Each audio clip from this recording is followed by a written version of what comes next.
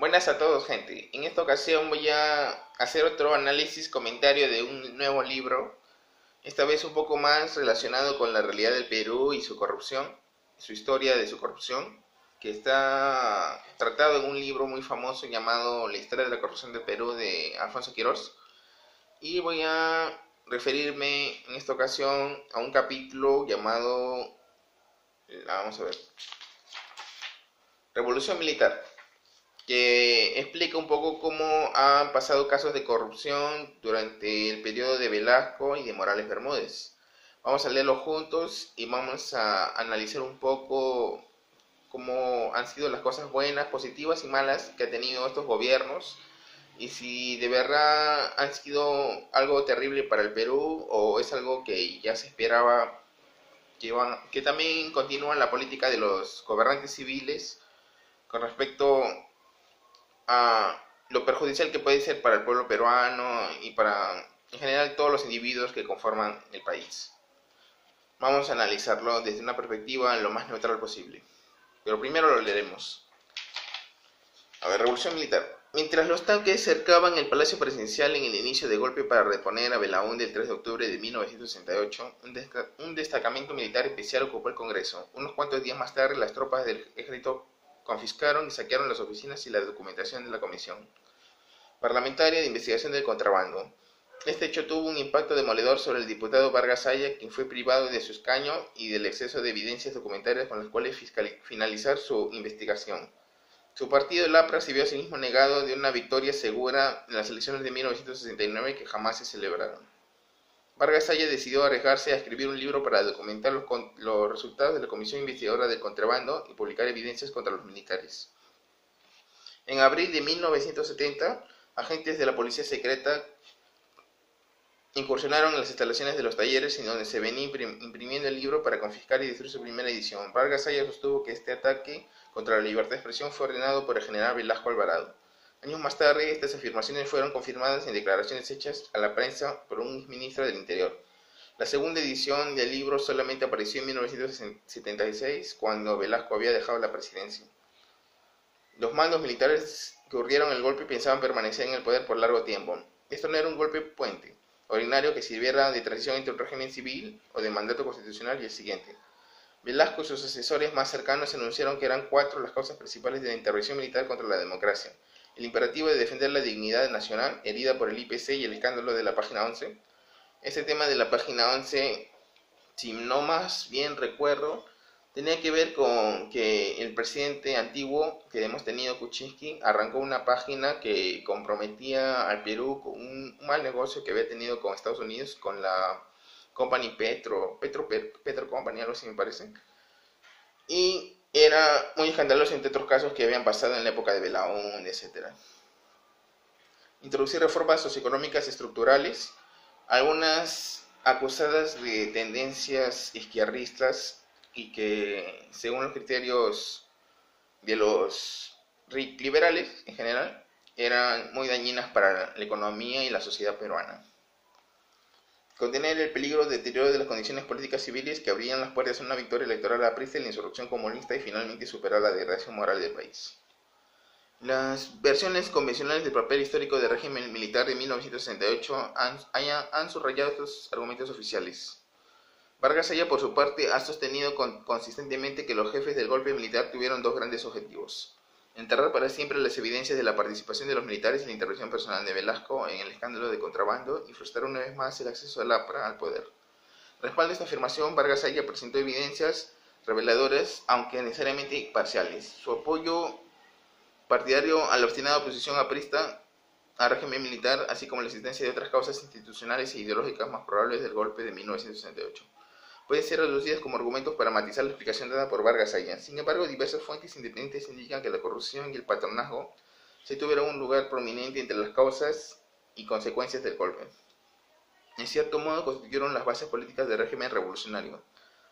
Vargas Aya y otros han sostenido que la cuestión de la IPC y la página 11 solamente fue pretexto para destruir la democracia peruana. Más aún, analistas políticos coinciden en que la dura postura nacionalista contra la IPC fue usada por Velasco y su facción para consolidar el control directo sobre el régimen y desplazar otras facciones militares más moderadas. Bueno, yo lo leí este capítulo y cuando hablan de facciones militares más moderadas se refieren a diversos generales, entre los cuales está Morales Bermúdez, que tenía una visión un poco más limitada, por decirlo así, más conservadora de lo que tenía que hacer una dictadura militar con respecto al aspecto económico, que es el que se analiza mayormente en este libro. Y entre ellas estaba tratar de aplicar las políticas económicas que reducieran el déficit fiscal, que centralizaran la economía en Lima, que es lo que usualmente se hace.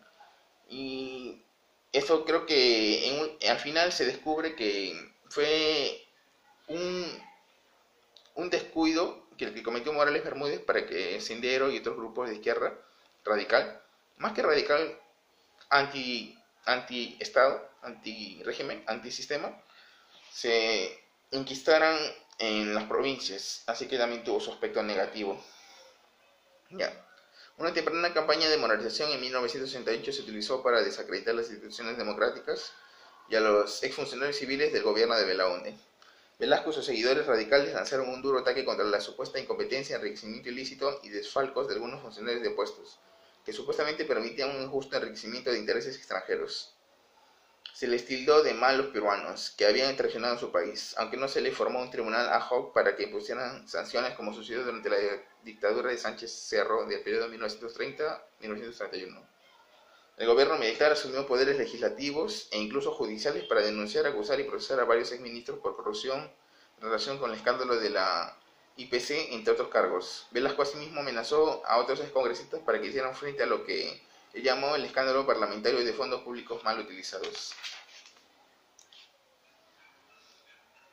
El general Armando Artola, ministro del Interior, sostuvo que se habían detectado serias irregularidades en el Congreso y en la Junta de Asistencia Nacional dirigida por la hermana de Belaúnde. Estos cargos no fueron probados o se encontró que carecían de sustento alguno.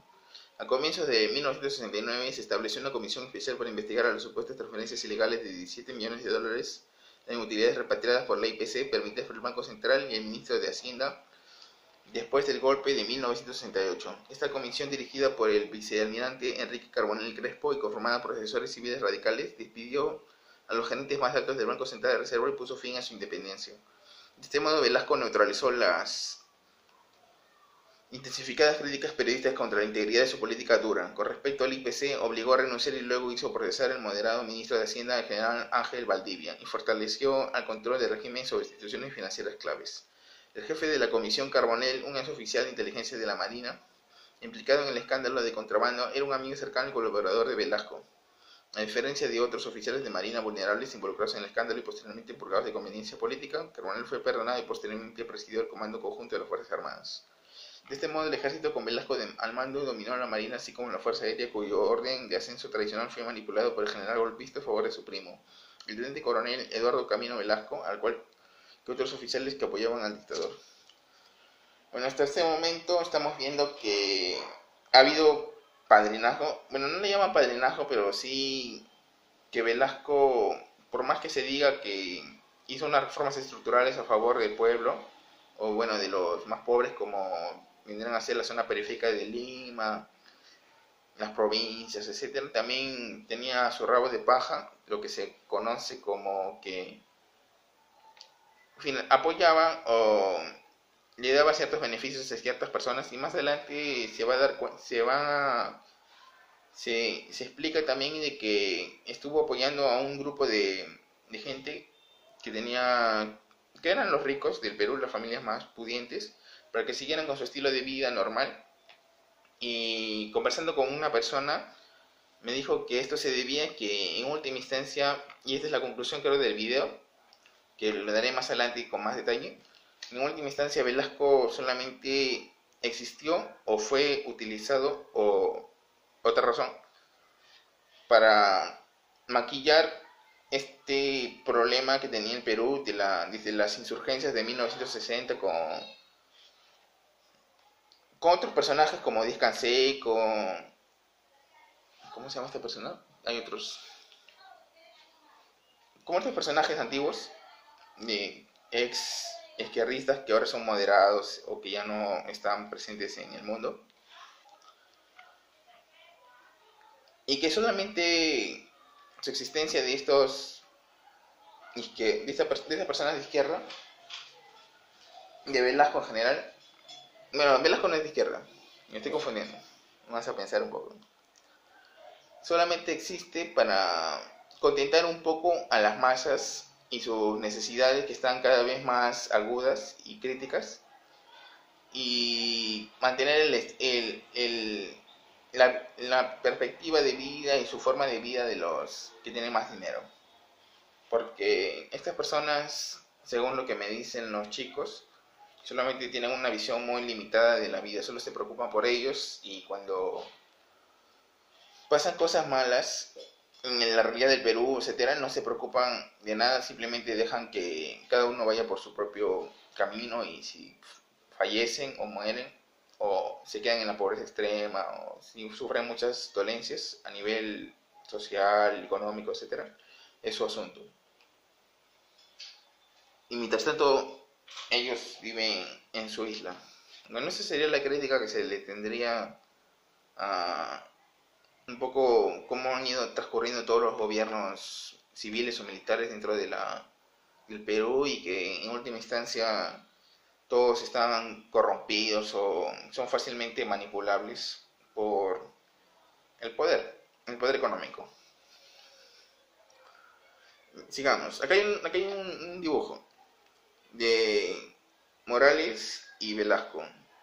El primero es de Bermúdez, no, de Velasco con los generales de la Marina, etcétera. Y el segundo, un meme antiguo, sobre que Velasco le dice golpeas y Morales dice no, robo. Algo así. Algo gracioso. Sigamos, continuemos. La consolidación de la facción de Velasco trajo consigo el surgimiento de la izquierdista generación terremoto de coroneles y generales decididos a implementar radicales reformas estructurales. Los más conspicuos fueron el general Jorge Fernández Maldonado, ministro de Energía y Minas, y el general Leónidas Rodríguez Figueroa, jefe del vertical organización corporativa Sinamos. Estos ministros nombraron como sus más cercanos asesores, pagados y funcionarios de alto rango a diversos civiles de izquierda que habían figurado al modo prominente de la propaganda campaña política ilegal contra la IPC. IPC no sé qué será, lo siento chicos, pero debe ser un grupo, no lo he revisado, no he preguntado. Algunos de estos asesores habían alcanzado una influencia política sin precedentes, infiltrándose en la Academia Militar y el CAEN, orquestado además campañas nacionalistas a favor de la política confiscatoria de Velasco. Política confiscatoria es un principio tributario.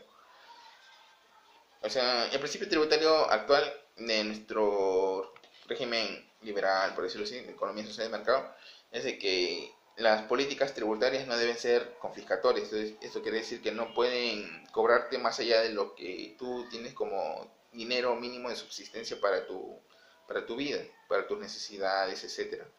Y cuando se refieren a que Velasco tiene una política confiscatoria, especialmente contra gente que son de riqueza, de las clases más altas, es que les está vulnerando más que su calidad de vida, su dinero, sus bienes, a tal punto de que los deje desamparados. Eso no sé qué tan cierto sea, pero eso es lo que dicen.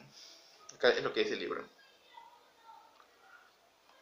De Velasco con la IPC. Este grupo de asesores incluye a Alberto Ruiz Eldredge, Alfonso Benavides Correa, Germán Dito Gutiérrez, Guillermo García Montufar, Efraín Raez Caro y Augusto Zimmerman, sobrino del político ex senador Alfonso Montesinos, entre otros.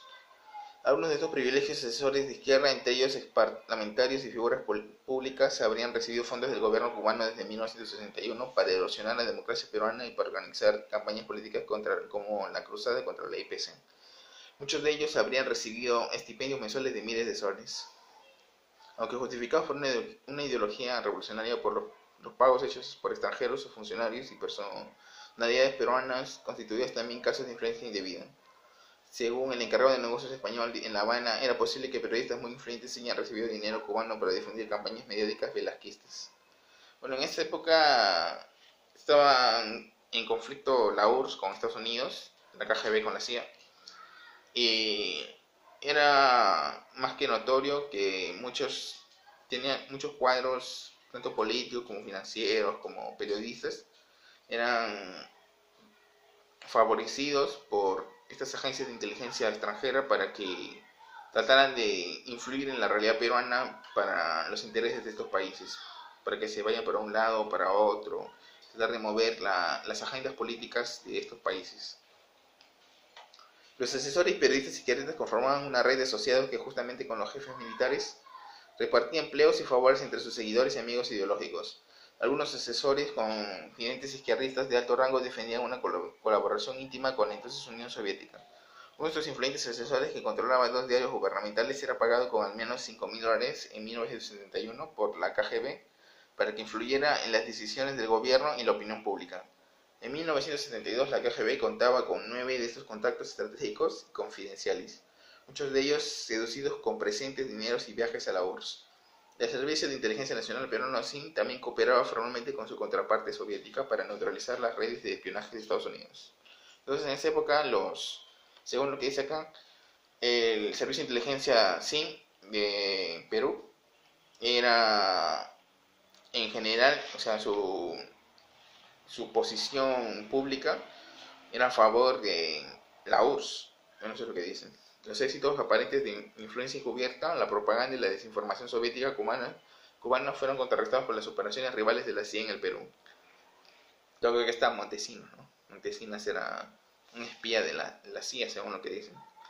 El capitán Vladimiro Montesinos, sobrino de Alfonso Montesinos y el primo intelectual en apuros financieros de Augusto Zimmermann, jefe de la Oficina Nacional de Información ONI, también tuvo acceso a los favores repartidos por la red izquierdista.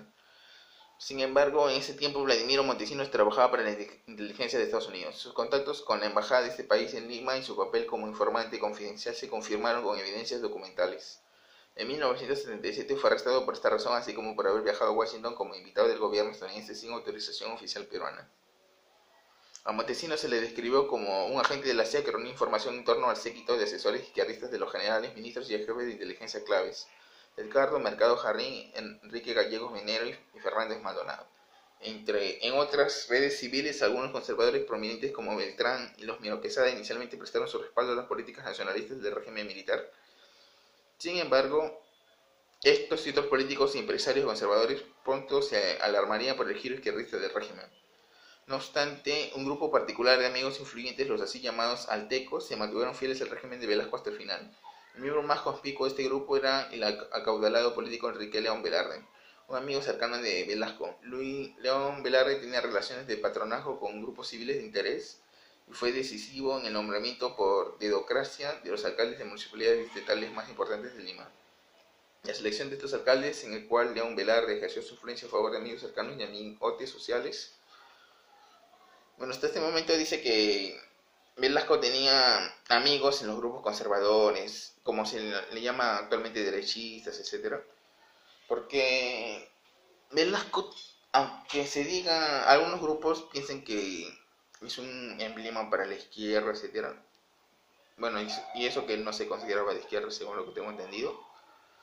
También favorecía a estos grupos de derecha y estaba vinculado con ellos de alguna manera estratégica, pero supuestamente según sus políticas izquierdistas económicas que iban a hacer que se declive, se fracase toda la economía peruana, por decirlo así.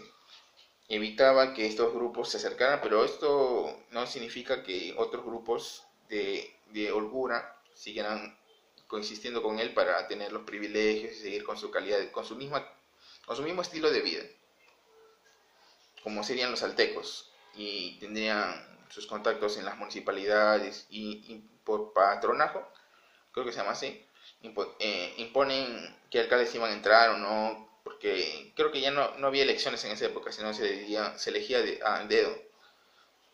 Este era el tema. Amigos sociales de Velasco entre los altecos. Era considerado el regreso a las prácticas corruptas que caracterizaron a los gobiernos locales en la era pre-Belaunde. León Velarde, un magnate de bienes raíces y financiero, además de propietario de caballos pura sangre, le ofreció a Velasco acceso a las celebridades locales en fiestas realizadas en mansiones privadas y yates. El amigo del presidente también fue importante asesor político de inclinaciones populistas, nombrado viceministro del Interior en 1971. Desde esta posición estratégica, León Velarde resolvió muchos problemas para sus amigos a través de su acceso directo a Velasco. Es lo que dije. En sus memorias sinceras y chispeantes, el sociable asesor narra los favores especiales y los chismes íntimos de estos años, sin al parecer advertir las situaciones políticas, institucionales, sociales y morales introducidas por la Revolución de Velasco. León Velarde pinta un cuadro apologético pero revelador del dañino legado de la dictadura militar para los contrapesos institucionales de la desenfrenada corrupción. Entre las personas favorecidas por Velasco, uno de sus cuñados fue colocado en la planilla de diversas empresas estatales y actuó como director del mal administrado Seguro Social. El Seguro Social. Creo que anteriormente, por las clases que tenía de Derecho, sé que existían diversos seguros que se puede llamar en estricto Seguro Social porque cubría gastos, no, cubría ¿cómo le decían a esto? Ya no recuerdo mucho. Déjeme recordar. Cubrían los tanto viudez, orfandad, cubrían el seguro de salud, era un seguro completo y era aportado por todas las personas dentro de la comunidad peruana con sus dineros y su trabajo, etcétera, para retribuirlo a los mismos trabajadores y sus familias. O sea, y era público, no era privado que administre tu dinero, esté privado, sino que el mismo Estado lo administraba y por lo tanto, según uno de los modelos del seguro social, creo que es el británico que se usaba, no estoy seguro, esos aportes de estas personas iban a más un dinero del PBI nacional, de los impuestos, iba a redirigirse con estos servicios esenciales que tiene que tener la comunidad para su subsistencia. No estoy seguro si más o menos era así como funcionaba anteriormente, pero es lo que yo recuerdo de hace varios años que estudié en seguridad social, que más o menos así funcionaba en un tiempo, pero no era completo porque creo que creo que si no bien recuerdo, no había, o bien no aportaban, o bien no se usaba el dinero del PBI nacional para el seguro social, que cubría bueno, no solo viudez, sino cuando uno es viejo, no me acuerdo cómo se llama esto, y otras calificaciones. Bueno, sigamos leyendo. Velasco entre los aztecos era considerado el regreso de las prácticas corruptas que caracterizaron a los gobiernos locales de la era pre-Belaunde. Leamos el 1, el pie de página. Nombre dado las celebridades del entorno de Velasco que tomaban parte en reuniones que a menudo se extendían más allá del almuerzo hasta altas horas de la noche, derivado del almuerzo, té y comida. Con respecto al lazo que unía a los participantes de este festivo hábito, y un diplomático estadounidense escribió: como el presidente Velasco goza de fiestas suntuosas y relajarse hasta temprano en la madrugada con joviales compañeros de bebida, la relación social entre Velasco y Testino es estrecha. Justo lo que decían que no, lo que decía yo, que este hombre Velasco no era la gran maravilla, eso que solo fue utilizado para apaciguar este descontento popular que había. Tampoco estoy diciendo que Bermúdez sea la gran cosa, ¿no? Él era peor, todavía era un desconocido, que entre comillas moderado, que no sé si moderado es mejor que radical. En esa época que usurpó el poder con los tanques cuando Velasco tenía planeado derrocar Chile con el armamento de Estados Unidos y Italia que había comprado en varios lugares. Y ya estábamos preparados para esa contienda y fracasó. Supuestamente los teóricos, algunos dicen que una guerra es un daño para la democracia y no sé qué más, pero todos tienen guerra, hasta Estados Unidos tiene guerra para expandir sus mercados y sus recursos, porque no podríamos tener nosotros, es una guerra.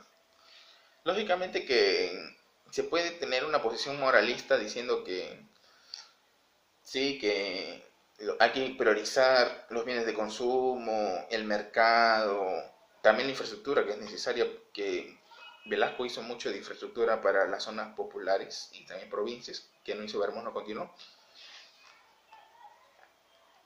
Yo creo que... Disculpen, estoy un poco nervioso.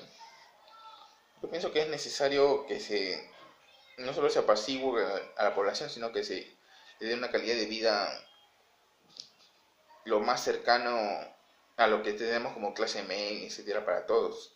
La pobreza al mínimo, etcétera. Pero también es una posición un poco moralista, porque pero es el ideal. Bueno, sigamos. ¿Dónde estamos? Ya. El León Velar era un migrante de bienes raíces y financiero, además del propietario de caballos de pura sangre. Ya eso he leído, ¿no? En las personas favorecidas por Velasco, uno de los cuñados fue colocado en la planilla de diversas empresas estatales y actuó como dictador del mal administrador Seguro Social. Ya eso leímos.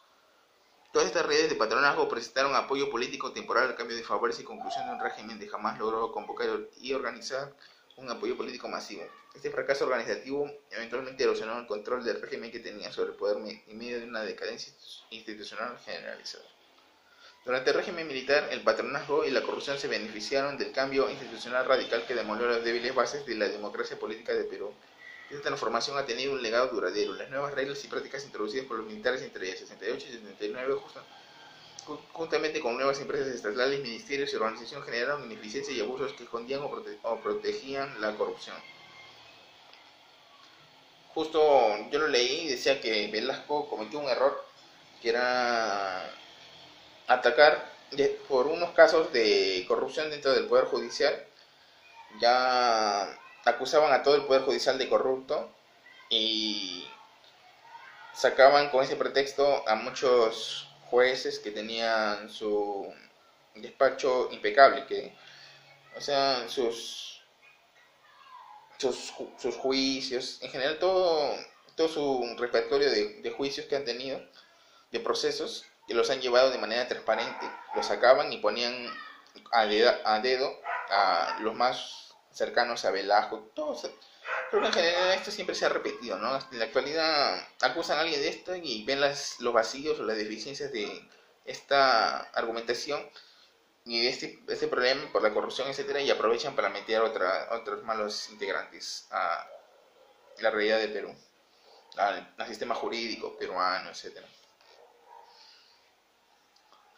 La organización del Estado fue estructurada mediante una serie de decretos, leyes y leyes orgánicas que aumentaron la centralización, el poder ejecutivo y la autoridad personal de Velasco y su sucesor Morales Bermúdez.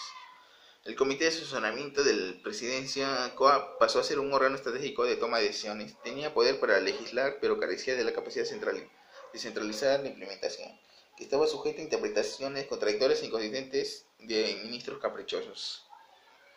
En efecto, la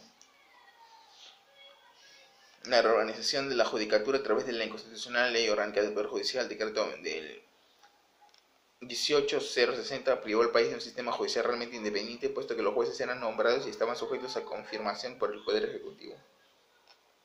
Los abogados que contribuyeron a este dañino acto contra la autonomía judicial fueron los célebres asesores legales izquierdistas Ruiz Eldredge, Benavides Correa, Alfonso Montesinos y el demócrata cristiano Cornejo Benavides Cornejo Chávez. Posteriormente todos ellos recibieron puestos en el gobierno o se les nombró embajadores. El detonante de esta demolición judicial fue el arresto de un juez de la Corte Suprema que había intentado contrabandear diamantes a Estados Unidos usando el pasaporte diplomático.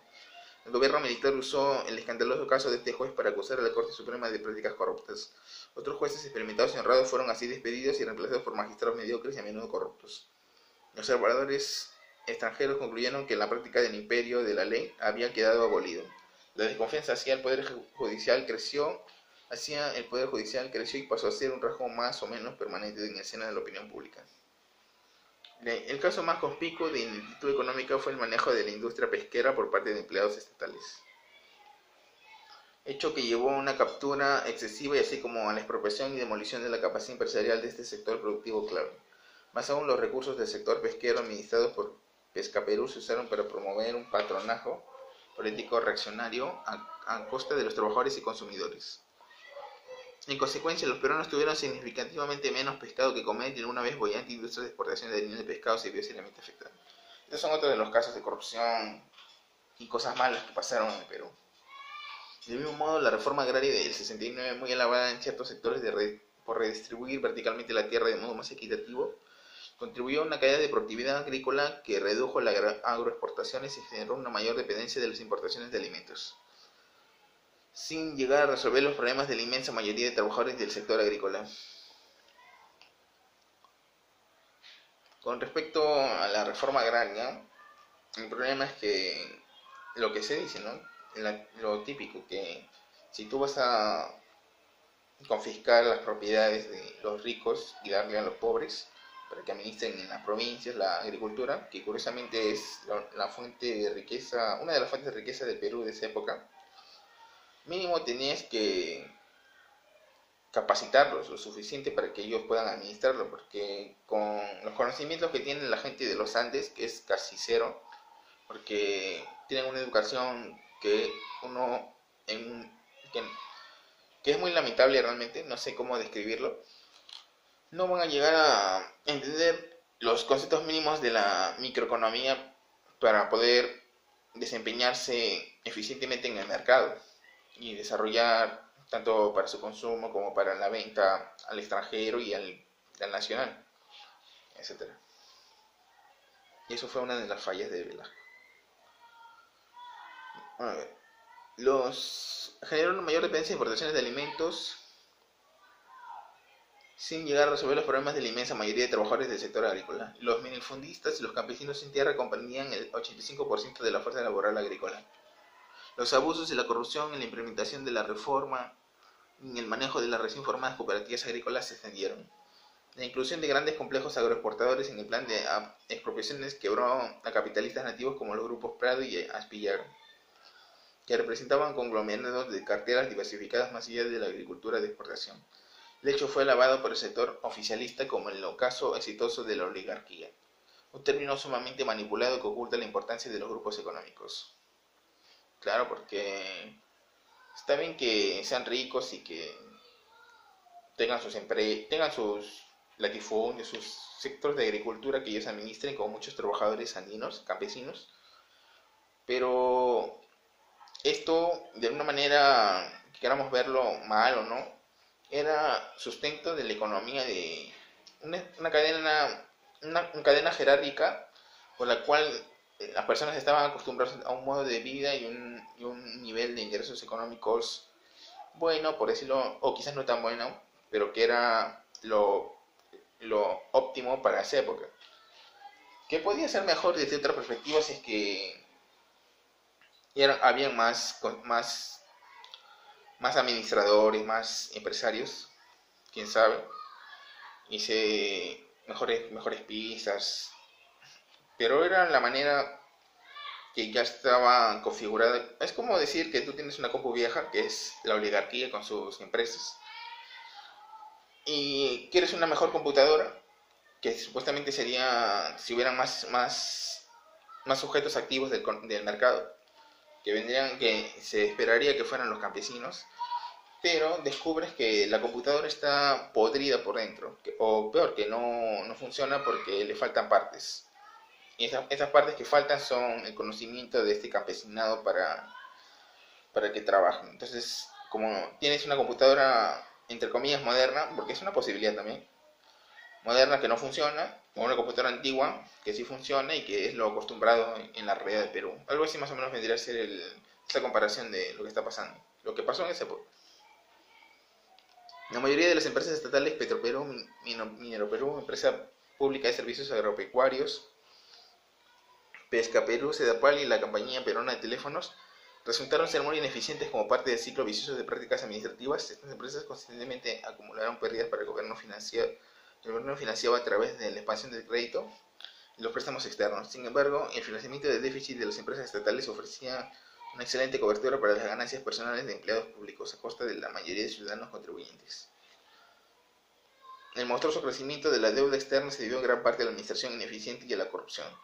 Asimismo, la fallida política petrolera de los multares fue criticada por expertos que al alegar que habían rendido los recursos petroleros nacionales a intereses japoneses y otras empresas extranjeras fueron perseguidos y deportados. Eso suele pasar también. El control ideológico represivo inicialmente ejercido sobre la prensa se hizo absoluto con la expropiación de todos los medios de comunicación masiva en 1974. Los ingresos de los periodistas asalariados pasaron a depender del Estado, por lo que comprometieron su pluma y su conciencia. Varios se decidieron a difamar la oposición política y llevar a cabo campañas para manipular la opinión pública. Los pocos periodistas y propietarios de medios de comunicación independientes eran deportados y iban más allá de lo permitido. Cierto de este copamiento de los medios de comunicación por personal del gobierno fue la desaparición del papel vigilante de la prensa libre contra las injusticias, los abusos y la corrupción. El descubrimiento de los escándalos de corrupción bajo las condiciones institucionales distorsionadas impuestas por el régimen militar quedó pues limitado por el control dictatorial del poder judicial y los medios de comunicación masiva. En ausencia del poder legislativo era imposible una investigación parlamentaria de los casos de corrupción descarada por el sector público. Eso suele pasar también con las dictaduras. Además, había una actitud general de espíritu del cuerpo que impedía que los posibles informantes revelaran la corrupción. El temor a la represalia acalló muchas voces, la cultura política y económica había cambiado de modo tan dramático y los incentivos estaban tan distorsionados que las mismas autoridades tenían patentes dificultades conceptuales para reconocer su propia corrupción. Una investigación más profunda que se concentra en la administración pública entre 68 y 80 indudablemente descubrirá más aspectos en la historia de la corrupción del Perú. No obstante, existen algunos casos bien documentados de escándalos de corrupción en el gobierno militar que podemos citar como prueba del generalizado estado subyacente de corrupción ilimitada. A través de entrevistas de ex oficiales militares, un especialista en estudios militares peruanos informó que el extendido uso y abuso del poder tuvo el efecto de incrementar sustancialmente la corrupción entre las Fuerzas Armadas y sus instituciones. Uno de los privilegios más resguardados y secretos de los militares, la compra de armas y materiales en el extranjero, permitía recibir sobornos que enriquecieron a unos cuantos oficiales y comandantes.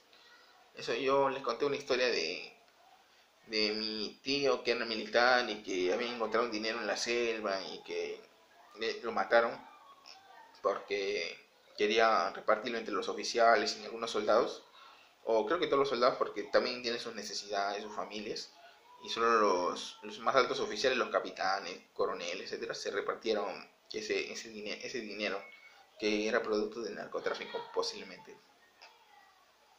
El informe oficial acerca de la compra aparente y ventajosa de tanques y equipos militares soviéticos con bajo interés y financiado a largo plazo. Sospechosamente jamás se publicó. Del mismo modo, los oficiales militares gozaban de gollerías que retaban al civil promedio como el uso de autos con chofer y gasolina gratis.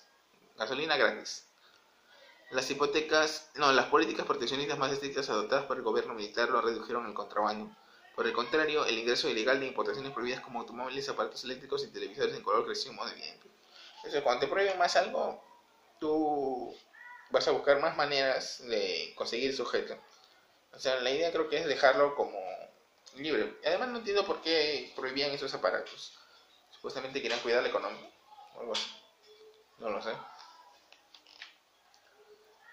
Como dicen algunos economistas, hay que entrar poco a poco. Pero no lo sé. Creo que eso varía por sectores y productos. Depende. Sí, habrán hecho sus cálculos. No sé si habrán sido economistas de izquierda o de derecha, liberales o socialistas. Si es que hay socialistas, no se sabe.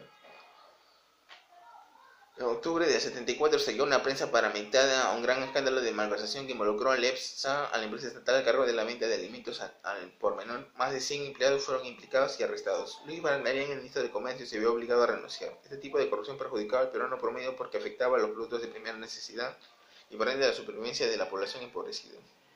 El escándalo, asimismo, obligó a la renuncia y posterior encarcelamiento al general Enrique Valdés Angulo, ministro de Agricultura. Posteriormente los cargos fueron reducidos y eventualmente sobreseídos debido a las dificultades de los fiscales tuvieron para determinar las irregularidades del EPSA con separación del sistema intervencionista, generador de déficit y financiado con endeudamiento. Bueno, eso es cierto. Bueno, no estoy seguro si es cierto que el sistema intervencionista de Velasco generó mucho déficit y endeudamiento al depender de las exportaciones más que lo propio. Las importaciones más que lo propio del propio mercado nacional. En extremo, porque tienen que estar balanceados. Hay una especie de cuenta también que enseñan la economía. El caso más aparente de corrupción fue el general Javier Tantalián Banín, quien manejaba la empresa estatal Pesca Perú. Los fondos destinados para la empresa se gastaron en viajes en jet privados, equipos de fútbol y diversos lujos. Los déficits de Pesca Perú fueron virtualmente ignorados, puesto que se sabía que el Estado los cubría generando nuevas deudas. Hacia el final del gobierno de Velasco, Tantaleán, junto con otros oficiales y ministros, tuvieron un acceso privilegiado al presidente. Este grupo reaccionario, al que se conoce como la Misión, había desplazado a los alteos como el círculo íntimo de Velasco. Cambiaron de... Vino un malo, se fue otro malo, y vino otro malo. En los altecos eran los primeros privilegiados, los grupos de poderosos privilegiados por Velasco, y luego vinieron la Misión, otro grupo. Bueno, así es. Entre tanto, Tantaleán, quien estaba emparentado con el presidente en la Misión, siguió esa ley. Cuando Velasco fue finalmente depuesto del poder del general Morales Bermúdez del 75, Tantaleán y otros velasquistas, entre ellos León Velarde y varios alteos, fueron encarcelados y sus cuentas bancarias y propiedades embargadas. La neutralización de la influencia de estos derechistas y sus riquezas se realizó fundamentalmente para contener la inmanejable corrupción durante los primeros y cruciales días del nuevo gobierno. Morales Bermúdez procedió entonces a minar los grupos izquierdistas en medio de una situación política y económica realmente difícil. Al igual que Velasco, el nuevo mandatario militar intentó establecer una base de apoyo político, pero fracasó.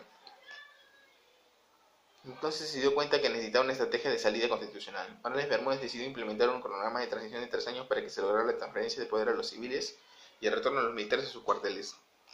Que fue duramente reprimido, el descontento social abrió el camino para las elecciones prometidas por una asamblea constituyente del 78, así como las elecciones generales luego de completar la nueva constitución de 1980. Sin embargo, Morales Bermúdez gozó en el periodo del 75-79 de un poder autoritario similar al que ejerció Velasco. En efecto, la deportación de los políticos, personalidades y periodistas de izquierda y derecha se incrementó durante su gestión. La censura de los medios, la difusión del sector público, la ineficiencia económica se mantuvieron con pocos cambios. El deterioro en las situaciones económicas, alimentado por un creciente déficit presupuestario y por la deuda externa, fue enfrentado con unas controversiales políticas de estabilización económica y refinanciamiento de la deuda.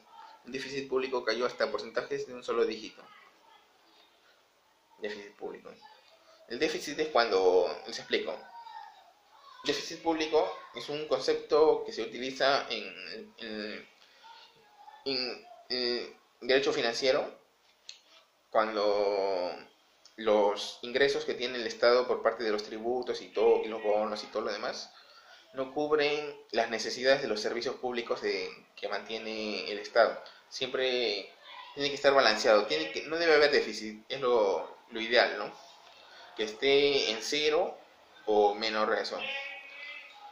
Si hay un déficit, significa que no se puede solventar los gastos de algunos servicios como salud, infraestructura, algunos servicios de viudez, seguro social, las instituciones, el MEF, el pago de instituciones, etcétera. Y todos los gastos que tiene la burocracia y los poderes ejecutivos, congresal, judicial, etcétera. Son muchos gastos y son unas cuentas millonarias, y por eso es que a veces se tiene que estar cobrando un poco más de tributos o no. Se recomienda, según los liberales, que se bajen los tributos al mínimo. O sea, el mínimo es que se solventen los gastos del Estado y un poco más, para que exista un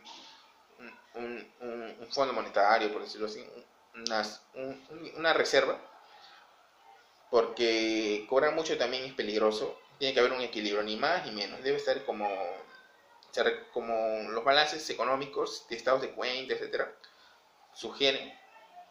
Y esto es peligroso también porque puede haber un poco de corrupción y se desprende un poco de dinero. O quizás sí hay proyectos pero no se ejecutan porque no tienen el personal adecuado para que se evalúen. Esos proyectos también de las municipalidades, también es parte del gasto del MEF que tiene, y de la hacienda pública, y el Tesoro Público Nacional, que es el donde se va a utilizar los tributos que consigue la SUNAT, etcétera. Sigamos leyendo. Morales Bermúdez procedió entonces a minar a los grupos izquierdistas en medio de una situación política, ya lo leímos. Sin embargo, efectuó la deportación políticos, personales y periodistas de izquierda. De hecho, se incrementó durante su gestión. La censura de los medios, la difusión del sector público y la ineficiencia económica se mantuvieron con pocos cambios. El deterioro en la situación económica, alimentado por un creciente déficit presupuestario y por la deuda externa, fue enfrentado con unas controversiales políticas de estabilización económica y refinamiento de la deuda. El déficit público cayó hasta porcentajes de un solo dígito, lo que decía. Una política modernizada para estimular la importación de manufacturas no tradicionales, de textiles en particular, tuvo ciertos resultados positivos iniciales gracias a incentivos tributarios, financieros y subsidios bajo la forma de CERTEX, certificados de reintegro tributario a las exportaciones, que pronto pasaron a ser mecanismos del tráfico de influencias por parte de falsos exportadores. También hay corrupción en eso. Me contaron unos señores mayores cuando estaba en un curso de actualización jurídica de que anteriormente había mucho producto nacional que se exportaba y que se utilizaba en la misma economía nacional, que era uno de los principales era el textil. Y había muchas fábricas, por ejemplo en la avenida Argentina, que producían telas, producían ropa, etcétera, de algodón peruano. Y esto ayudaba mucho a la economía peruana, pero todo por malas prácticas comerciales, por corrupción y por desinterés del Estado también de no incentivar estos lugares, se los perdió y todo pasó actualmente como lo tenemos, productos chinos o extranjeros. Por ejemplo, este polo no es algodón 100%, es sintético y a veces hace mucho calor, no es tan bueno y encima que no favorece mucho al mercado peruano porque no incentivan nuevos empresarios, nuevos sujetos activos del mercado. Todos somos pasivos compradores, etcétera. No generamos riqueza. El régimen militar dejó en claro que una asamblea constituyente debería incorporar los logros de la revolución. Morales Bermúdez y los resucitados partidos políticos, fundamentalmente el APRA y el Partido Popular Cristiano, que conformaban la mayoría de la nueva asamblea, llegaron a un acuerdo implícito. El cronograma no sería alterado siempre y cuando se cumpliera con cada paso de la transición.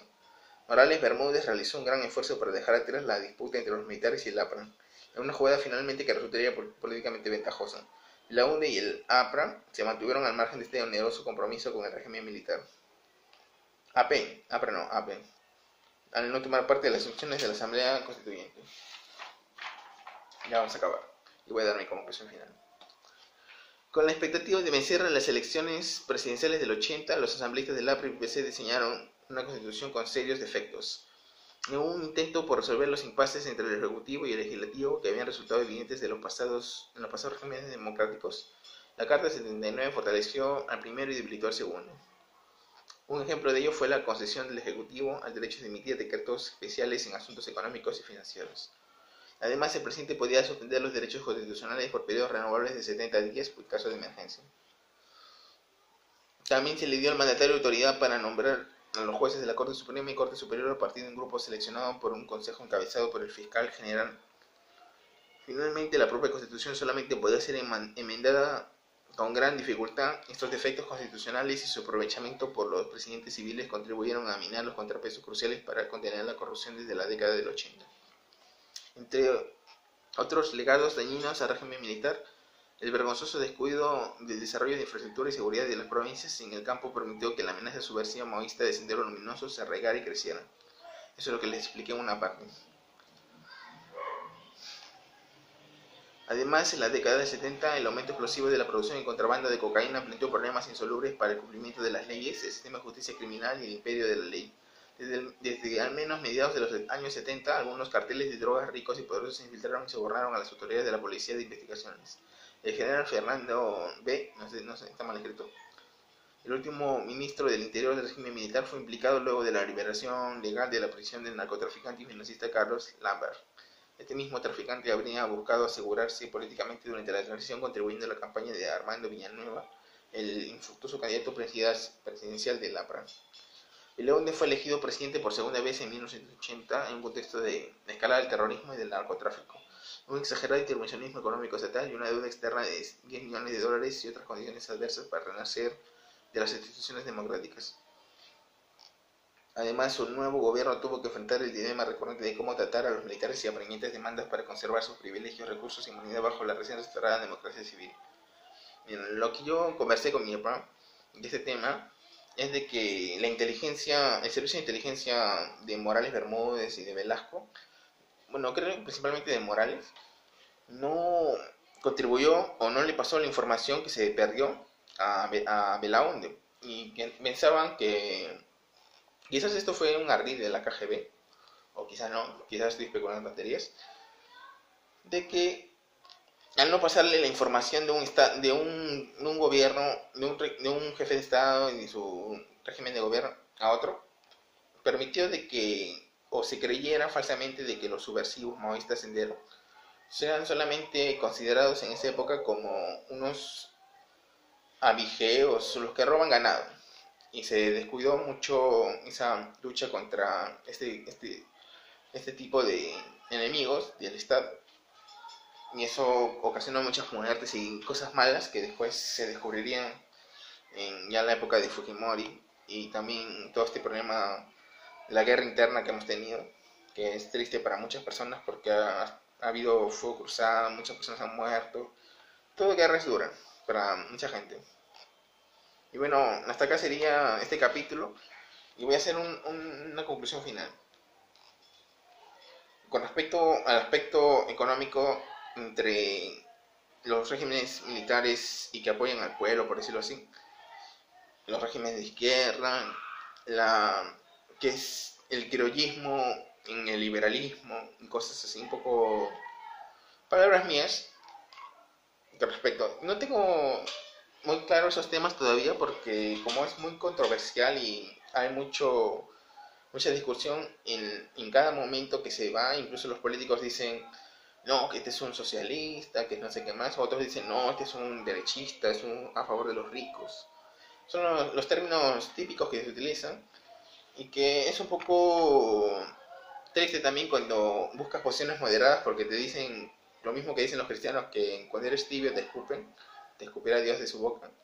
Por ejemplo, una posición moderada o una posición que ya no encaja en el esquema, sino que es otra que se utiliza, como los japoneses que utilizan su sistema de ahorros o su sistema de producción acorde al mercado y de 5 fallas, 0 fallas, perdón. O el modelo alemán, que es del estado de bienestar y economía social de mercado, donde se aplican ciertos estado mínimo nivel económico, no cero intervención, solo intervenciones, subsidios en algunos casos cuando es necesario para proteger la subsistencia de algunas personas, o cuando se considera, bueno, no estoy muy seguro, estos temas no me acuerdo mucho, cuando se considera que es necesario para incentivar la economía o falta que algún grupo privado trabaje en esta zona. Es duro también cuando descubrimos que somos incapaces de pertenecer a la economía, nos absorben o no podemos participar simplemente porque estamos amarrados de manos con nuestras vidas. Y los que tradicionalmente estas familias, estos grupos que siempre han conseguido poder en lo aspecto económico de la realidad peruana, explotando las minas, etcétera, siempre van a estar ahí rondando. Y a lo mucho, si nos esforzamos, podemos trabajar en esto, pero nunca ser los dueños de esto. Eso es una crítica que se hace. Sé que van a decir, bueno, siempre hay haters que dicen, no, pero tú eres envidioso. Bueno, sí, no soy envidioso, pero si lo quieren considerar así, está bien. Todos son libres de creer lo que quieran. Esta vez no estoy tan tranquilo como en otros videos porque ha sido una lectura un poco larga y estoy un poco cansado, pero espero que se entienda esto y que trate de ser lo más serio posible y no caer en infantilismos, que suele pasar mucho en la política y en la discusión sobre la política y de la corrupción y estos temas. Y remontando a otros temas, bueno, quiero decirles que traten de leer este libro que es muy bueno, que me lo han recomendado y por eso es que ya lo tengo, de la corrupción en Perú. Quizás algún día lo acabe, en un mes o 2 meses o un año, no sé, cuando me anime. Y espero que haya servido de algo lo que he mencionado en estos momentos. Y que y bueno, discúlpeme por no ser tan asertivo, pero no, es lo que hay. Chao, nos vemos en otro video.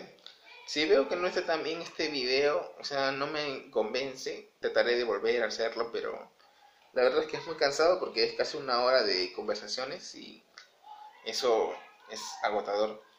quizás con más conversaciones con gente de izquierda, derecha, lo que sea, pueda enriquecer más las cosas que yo sé con respecto a estos temas en esta etapa, mi posición política, mi posición social, mi posición individual, etcétera, y sea mejor para ustedes, pero hasta el momento esto es lo que hay. Nos vemos, chao.